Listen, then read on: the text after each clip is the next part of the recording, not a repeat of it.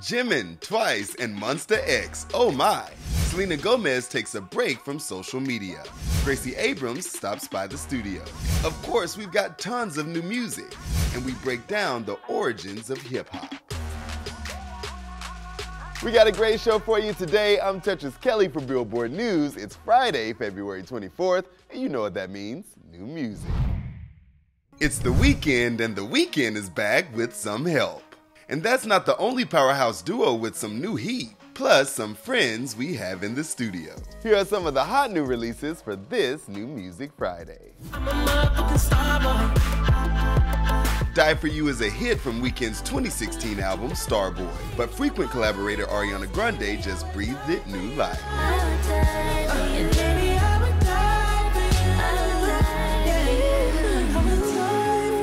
Let's talk about Latin powerhouses that can get the streets dancing. Shakira and Karol G have teamed up.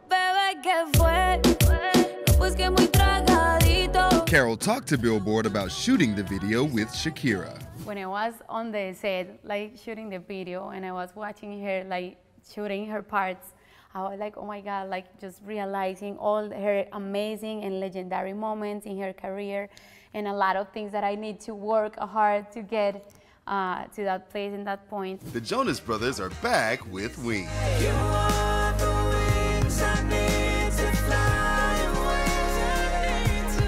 They told us about picking it as a single. We didn't really know which song to start with. We have love for all of them, and it's hard to call it a single because it's just, I would call it an introduction song to the album. It really feels like a good entryway into what you're going to hear for the rest of the body of work. It's always a good time with Dierks Bentley. And with new music out, he had something to say. Feels right. It's something I'm really proud of. It's something that I'll be able to look back on for the rest of my life and be like, we put the time in and cut the best songs, wrote the best songs we could, and got the best band we could get together and put the time in after the studio to get it right, so it feels good. Also, Chris Brown joined Chloe Bailey for How Does It Feel? I give you more than you wanted. On to our next story. You're not gonna believe this one.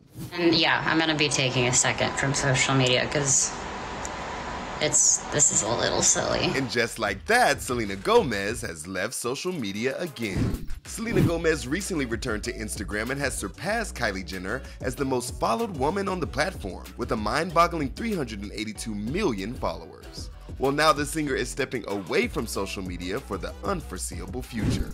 Selena made the announcement in a TikTok saying she's 30 and too old for this, before reassuring her fans. But I love you guys so much. And I will see you guys sooner than later. Selena recently had to shut down rampant fan speculation that she was feuding with Kylie, but it was a false alarm and the two are still friends. We will miss you, Selena. Enjoy your break. We've got a ton of K-pop coming to the States and a brand new album from Jimin. Let me break it down for you. BTS's Jimin shared a look at the making of his first solo studio album, Phase, and I am beyond hyped. He also dropped the track list, and you may see a familiar name on the album, his bandmate, RM. Stateside, Twice is set to receive the Breakthrough Award at this Wednesday's Billboard Women in Music.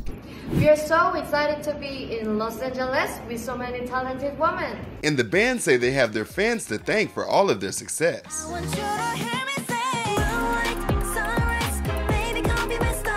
They told Billboard they are the reason for our existence as artists. And this year, thankfully, we have a lot of chances to meet our fans globally and domestically. We are really looking forward to that.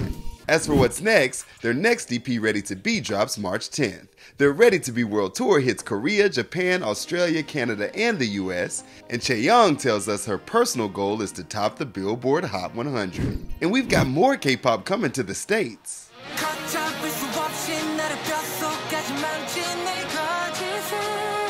Monsta X has been announced as the headliner for day one of the We Bridge Music Festival and Expo. They joined 10 other K-pop acts for the event in Las Vegas, including ENHYPEN, who will headline day 2 of the festival. Gracie Abrams has unleashed her new album, Good Riddance, and she came by Billboard News to chat about it.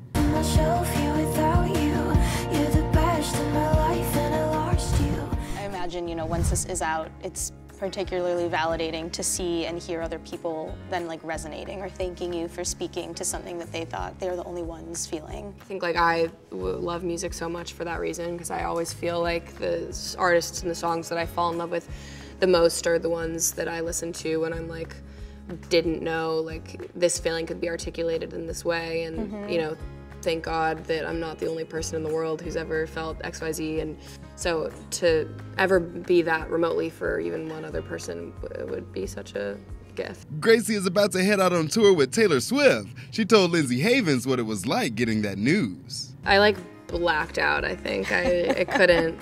I still feel like truly just like it's not real until we're there. To have such an up-close front row seat watching her be the expert that she is so many times is like gonna be like going to school. You can watch the full interview with Gracie on Billboard.com. The genre of hip-hop is celebrating its 50th anniversary. But where did it all begin? The genre has lived through many different iterations, from acts like Grandmaster Flash to LL Cool J to Tupac and Drake. It has become the #1 genre in the world, with almost 250 #1 albums on the Billboard 200 and over 100 #1 hits on the Billboard Hot 100. So how did hip-hop begin? Who are the key players in creating and evolving the genre? And what is the future of hip-hop? This is Billboard Explains the Origins of Hip-Hop. Come on, man. That's our show. Enjoy your weekend, and don't forget to come back Monday for the latest in music. This is Billboard News.